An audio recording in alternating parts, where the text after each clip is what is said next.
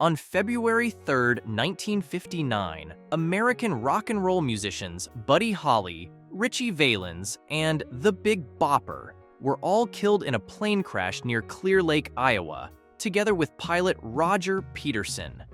The event became known as the Day the Music Died, after singer-songwriter Don McLean referred to it as such in his 1971 song, American Pie.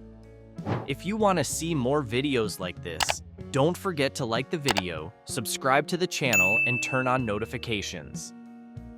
Come on, let's take you back in time and find out what happened from beginning to end.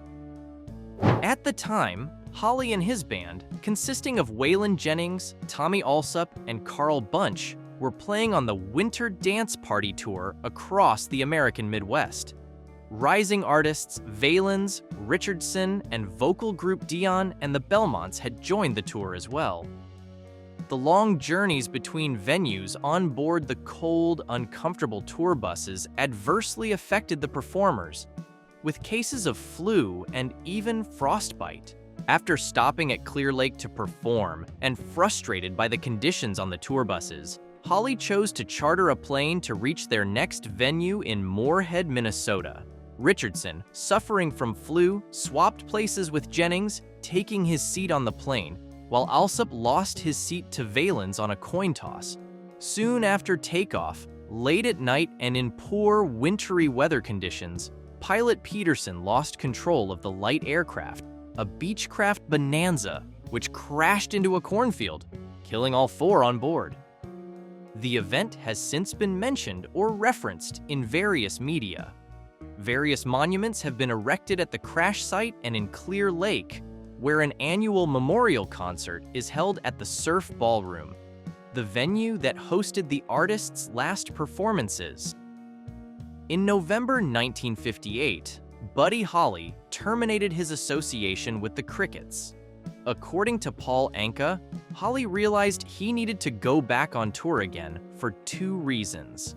He needed cash because the Crickets' manager, Norman Petty, had apparently stolen money from him, and he wanted to raise funds to move to New York City to live with his new wife, Maria Elena Holly, who was pregnant. Holly signed up with General Artists Corporation, GAC, because he knew they were planning a British tour and he wanted to be in on that.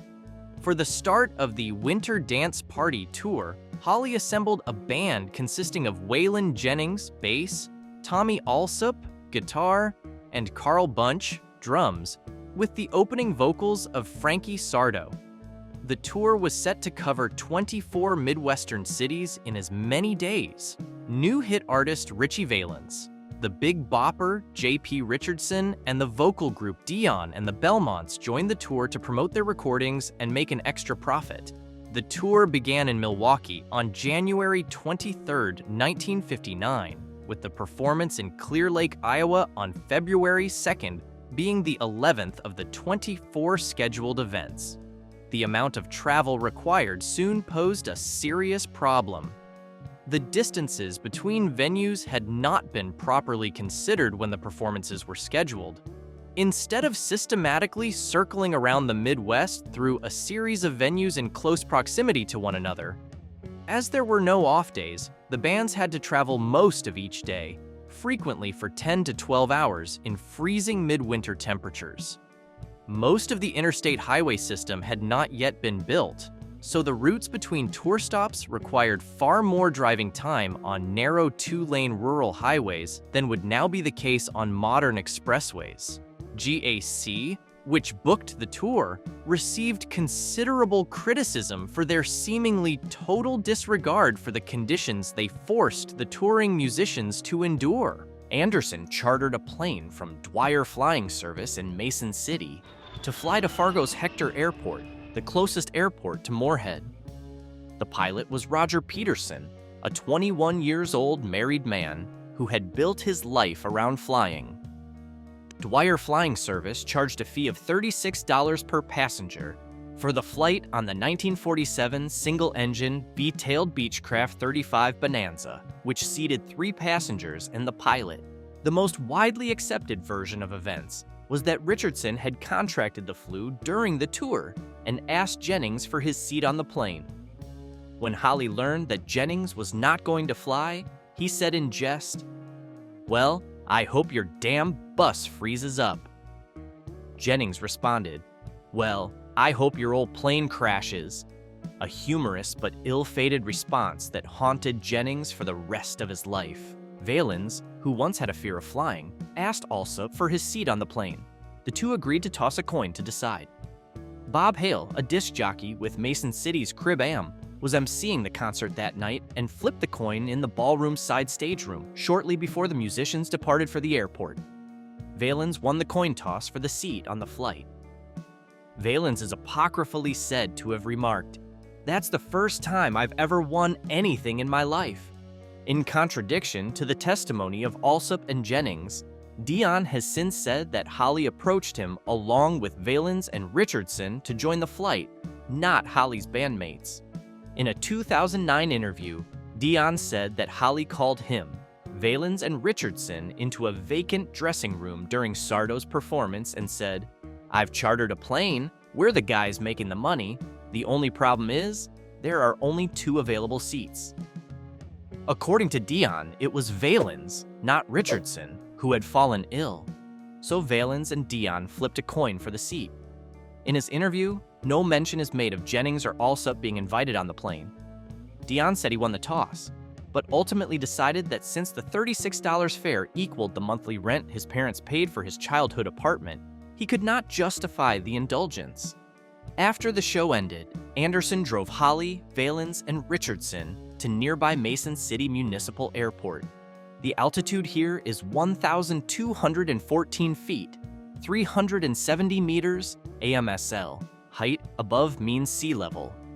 At the time of takeoff, the weather was reported as light snow, ceiling 3,000 feet, 900 meters AMSL, and cloudy, visibility 6 miles, 10 kilometers, and winds 20 to 30 miles per hour, 8.9 to 13.4 meters per second.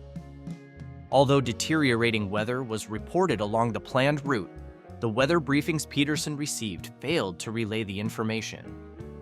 The plane took off normally from runway 17, today's runway 18, at 12:55 a.m., 0:55 on Tuesday, February 3rd. Hubert Jerry Dwyer, owner of the flying service, watched the southbound takeoff from a platform outside the control tower.